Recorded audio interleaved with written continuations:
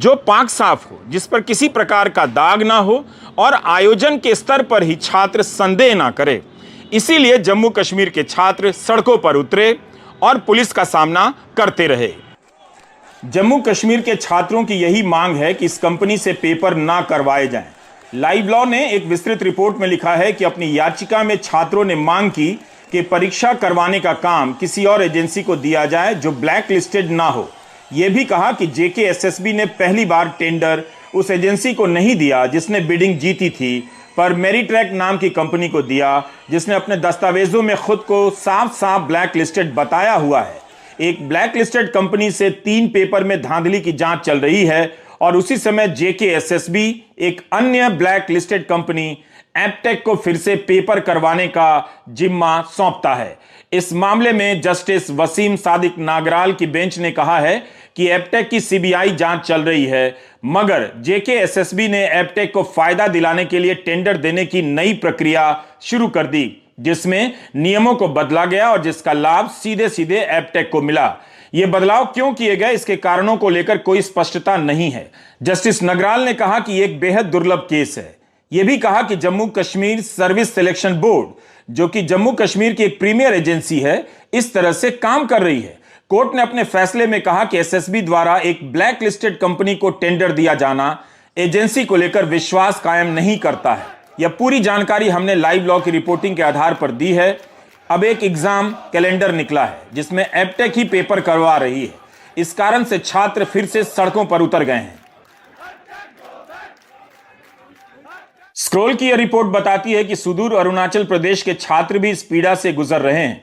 ईटानगर में Arunachal Pradesh public service commission के paper leak होने को लेकर प्रदर्शन चल रहा था। 17 फरवरी को वहां प्रदर्शनकारियों और सुरक्षा बलों के बीच हिंसक झड़प हो गई। असिस्टेंट इंजीनियर के पद के लिए APPSC के इम्तिहान का एक पेपर लीक हो गया, जिसके विरुद्ध परीक्षार्थी प्रदर्शन कर रहे थे। इसके अलावा छात्र शांतनु दयाल को APPSC अध्यक्ष बनाए जाने का भी विरोध कर रहे थे। दयाल की उम्र 61 साल है और सेवानिवृत्त होने की 62 साल।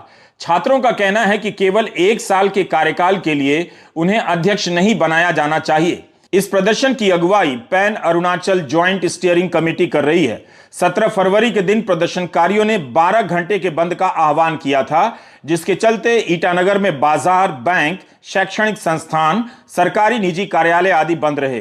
धारा 144 के लागू होने के बावजूद बहुत सारे युवकों ने सड़कों पर प्रदर्शन किया और राज्य सरकार के खिलाफ नारेबाजी की।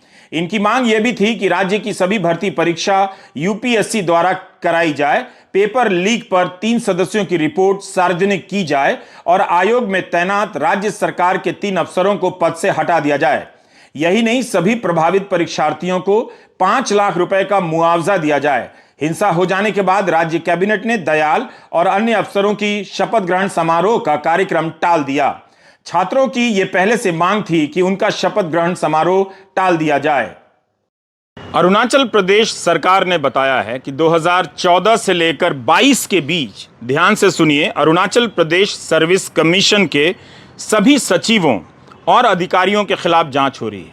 बताइए, इतने लंबे समय तक घोटाले और घपले चले जा रहे हैं, मगर इन चिंताओं को कभी आप प्रधानमंत्री के भाषण में नहीं देखेंगे। इन चिंताओं को आप कभी भी अमित शाह के भाषण में नहीं देखेंगे। हमेशा पूर्वोत्तर में उनकी सक्रियता, पूर्वोत्तर के प्रति उनका प्यार, इन्हीं सब बातों पर जोर होता है। लेकिन ये कैसा प्यार है कि अरुणाचल में एक परीक्षा का आयोजन या किसी भी परीक्षा के आयोजन में इस तरह के संदेह होते हैं और राज्य सरकार ही कह रही है कि 2014 से 22 के बीच सर्विस कमीशन के जितने भी सचिव रहे हैं और अधिकारी रहे हैं, उनके खिलाफ जांच हो रही है। मीडिया रिपोर्ट के अनुसार 41 सरकारी अफसरों की गिरफ्तारी हो चुकी है। अरुणाचल प्रदेश में यह हालत है।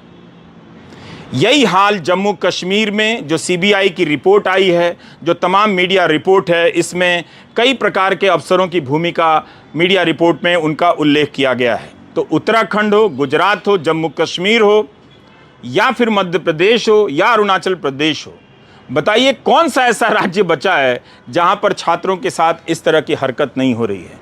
और गोदी मीडिया के एंकरों को खड़ा करके लोगों को यह उपदेश दिलाया जा रहा है कि ये जो सरकारी भर्ती परीक्षाओं के लिए लाइन में लगे हैं हमारे नौजवान, वो नकारे लोग हैं, इनके पास किसी प्रकार का हुनर नहीं है, इसलिए वो ज़्यादा सैलरी वाली नौकरी के लिए लाइन में लगे हैं। क्या आप जानते हैं, वाकई आप ये मानते हैं कि सरकारी नौकरियों में जो सैलरी है वो प्राइवेट से बहुत ज़्यादा है? किसी किसी पद पर तो हो सकता है, लेकिन सामान्य तौर पर जो प्राइवेट सेक्टर की सैलरी है वो सरकारी नौकरी की सैलरी से कहीं ज़्यादा है। लेकिन चूंकि ये एंकर जान गए हैं कि अब जनता के पास दिमाग नाम की चीज़ नहीं बची है, तो उसे नरेंद्र मोदी के नाम पर कुछ भी समझाया जा सकता है और वो समझने के लिए तैयार है, हाँ में हाँ मिलाने लगती है। नौजवानों को भी समझना होगा कि इन प्रदर्शनों से वे अपने लिए बहुत ज़्यादा हासिल नहीं कर सकते हैं। ज़्यादा से ज़्यादा वे एक परीक्षा की तारीख हासिल कर सकते हैं, ईमानदार व्यवस्था उनके पास नहीं आएगी। उन्हें अभी धर्म और सांप्रदायिकता और धर्म के नाम पर दूसरे धर्म से नफरत की राजनीति की चपेट में अभी लंबे समय तक रहना है। जवानी को सिर्फ बर्बाद नहीं होना है, उसे राख में बदलना है और ये होते हुए भारत के युवाओं को देखना है। तो उन्हें संघर्ष अब परीक्षाओं के आयोजन को लेकर नहीं करने चाहिए, बल्कि अपने खिलाफ करना होगा, खुद से लड़ना होगा, खुद के खिलाफ प्रदर्शन करने होंगे। नमस्कार, मैं रविश कुमार।